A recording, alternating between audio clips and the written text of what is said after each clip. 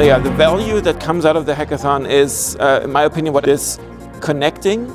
and this, let's say, friendly outside review of your codes, new inspirations, new ideas that come in. And of course, we get more or better scientific software that then hopefully more scientists can use, is easier to use, is more performant and so on, so that everybody wins from this in the end.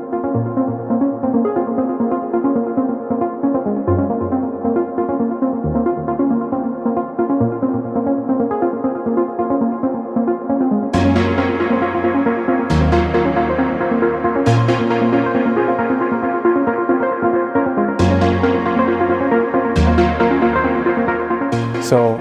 my general comment about the open hackathons is please keep doing them because I think they're a very inspiring effort, most of all because academia and industry do it together, and I think I have not encountered a similar event in the past.